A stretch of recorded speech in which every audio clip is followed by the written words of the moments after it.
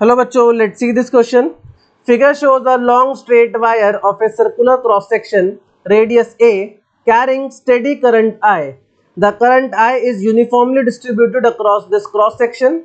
Calculate the magnetic field in the region R greater than A and R less than A. तुम्हारे पास एक figure दे रखी है इस तरीके से एंड इसके अंदर एक लॉन्ग स्ट्रेट वायर है जिसका सर्कुलर क्रॉस सेक्शन है एंड उसका रेडियस गिवन है हमें कितना A एंड उसके अंदर स्टेडी करंट I है. अब जो आई करंट है वो उसके क्रॉस सेक्शन के अक्रॉस यूनिफॉर्मली डिस्ट्रीब्यूटेड है, तो हमें बताना है कि मैग्नेटिक फील्ड कितनी होगी एट अ डिस्टेंस आर, जो कि एक बारी अंदर है और एक बारी बाहर है. सो अगर मैं इसको इस तरीके से देखूं तो लेट सपोज ये मेरे पास वो वायर है ऐसा एंड करंट जो है वो इसमें ऐसे पूरे क्रॉस सेक्शन में डिस्ट्रीब्यूटेड है इस तरीके से. कितना करंट? I current. इसका रेडियस कितना है? इसका रेडियस है यहाँ पर let's say A. Clear? Now अब मैंने कहा कि यार एक पॉइंट लेते हैं, काम करते हैं, यहाँ पे एक्सिस है और यहाँ पर एक P पॉइंट ले लेते हैं जो कि इससे R डिस्टेंस पर है. तो हम यहाँ पे यूज करते हैं एम्पियर सर्किट लॉ, तो हम बनाते हैं यहाँ पे एम्पीरियन लूप इस तरीके से. तो अब इस लूप से कितना करंट होगा इसके बारे में बात कर लेते हैं. सो केस 1 हम जो ले रहे हैं वो ले रहे हैं क्या कि आपका जो करंट है, जो पॉइंट है वो लेस देन A है, रेडियस से छोटा पॉइंट है, कम है. Now, according to Ampere circuital law, integration B dot dl, this is equal to mu naught I enclosed.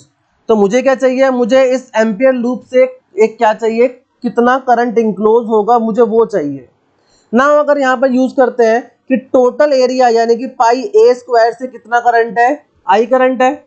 So pi r square से कितना करंट होगा, I into pi r square divided by pi a square.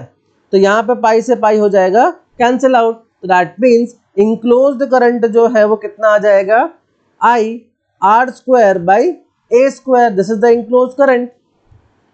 अगर enclose current आ गया तो use करते हैं B dot D L, integration B dot D L. So this will be equal to mu not I enclose, that will be equal to I r square by a square.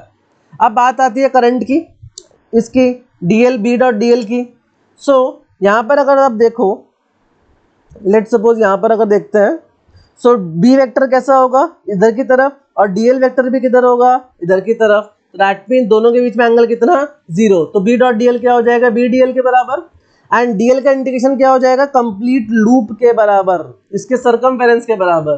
That means ये हो जाएगा B into 2 pi r and this is equal to mu naught I r square by a square. तो r से r cancel हो जाएगा. सो b कितना आ जाएगा, mu naught I r upon 2 pi a square and this is the net magnetic field for a point जो कि उसके रेड अंदर है, उस वायर के, सर्कुलर वायर के अंदर पॉइंट है. क्लियर? नाउ सेकेंड केस की बात करते हैं, केस 2. जब ये पॉइंट बाहर है यानी कि r is greater than a.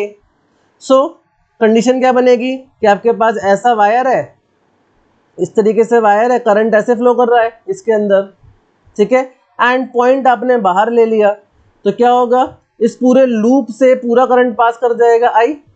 So that means जो I इंक्लोज होगा वो सारा का सारा करंट होगा I.